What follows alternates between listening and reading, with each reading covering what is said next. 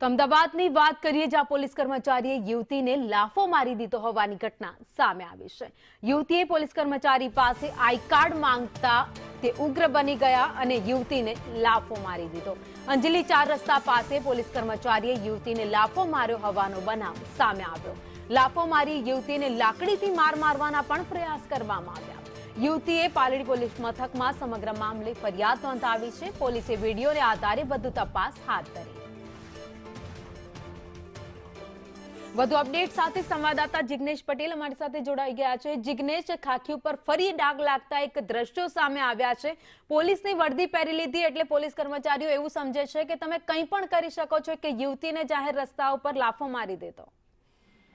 ભાવિની જે બનાવ છે તે ખૂબ જ ગંભીર છે, કારણ કે મહિલાએ માત્ર પોલીસ કર્મચારીનું આઈ કાર્ડ માંગ્યું હતું। જ્યારે મહિલાને રોકવામાં આવી ત્યારે ત્યારબાદ જ્યારે જે મહિલા પોલીસ કર્મચારી છે તેનું આઈ કાર્ડ નીચે પડી જતા તે મહિલા પોલીસ કર્મચારીએ યુવતીને છે તે લાફો ઝીંકી દીધો છે। ત્યારબાદ ફરી એક વખત મહિલા જે પોલીસ કર્મચારી છે જેનું નામ જયંતિભાઈ ઝાલા છે કે જે ટ્રાફિક એન ડિવિઝનમાં હેડ કોન્સ્ટેબલ તરીકે ફરજ બજાવે છે, જયંતિભાઈએ લાકડી લઈ અને તેમને મારવાનો પ્રયત્ન કર્યો હતો, પરંતુ આ મામલે જે પોલીસ છે તેને અરજી નોંધી અને તપાસ શરૂ કરી છે। અને આખરે આ જે મારામારીની ઘટના સામે આવી છે, જે વિડીયો વાયરલ થયો છે, તે વિડીયો બાદ પાલડી પોલીસ સ્ટેશને અરજી લઈ અને તપાસ શરૂ કરી છે। તો બીજી તરફ જે એન ડિવિઝન ટ્રાફિક પોલીસ અને જે ટ્રાફિકના અધિકારીઓ છે તે પણ આ અંગે તપાસ કરી રહ્યા છે કે આખરે બનાવ બનવા પાછળનું કારણ શું હતું અને કયા કારણોસર આ બનાવ બનવા પામ્યો છે। જી આભાર માહિતી માટે। તો જે ઘટના સામે આવી છે, પોલીસ કર્મચારીઓની દાદાગીરી છે, છડે ચોક જાહેર રસ્તાઓ પર જોવા મળી રહી છે।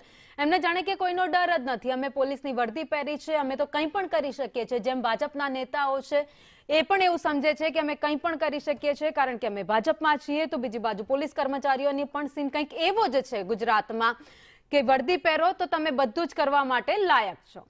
અત્યારે પણ એવા જ દ્રશ્યો છે સામે આવ્યા છે અમદાવાદના અંજલિ 4 રસ્તા પાસેના, જ્યાં પોલીસ કર્મચારી એક મહિલાએ આઈ કાર્ડ માંગ્યું તો તેને લાફો મારી દીધો।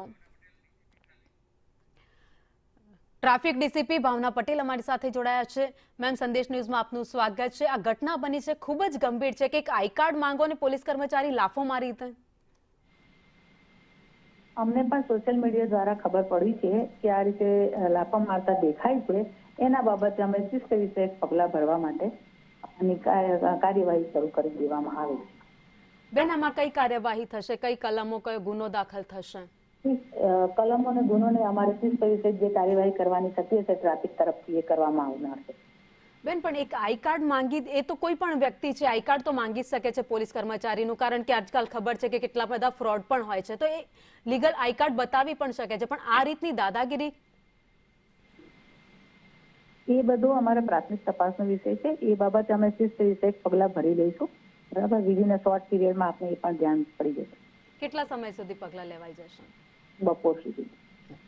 ભાવનાબેન, આશા રાખીએ કે યોગ્ય પગલાં લેવાય। આપ અમારી સાથે જોડાયા, આપનો આભાર। તો ટ્રાફિક ડીસીપી ભાવના પટેલ અમારી સાથે જોડાયા હતા, જેમનું કહેવું છે કે આજ બપોર સુધીમાં સમગ્ર મામલે પગલાં ભરાઈ જશે, યોગ્ય કાર્યવાહી થઈ જશે। તો અમદાવાદ અંજલિ 4 રસ્તા પાસેનો આ બનાવ જે સામે આવ્યો છે કે યુવતીને લાફો મારી દીધો પોલીસ કર્મચારીએ। યુવતી જ્યારે એનું આઈ કાર્ડ માંગ્યું તો પોલીસ કર્મચારી ઉશ્કેરાઈ ગયા, દાદાગીરી કરવા લાગ્યા અને યુવતીને રસ્તા પર જ લાફો મારી દીધો।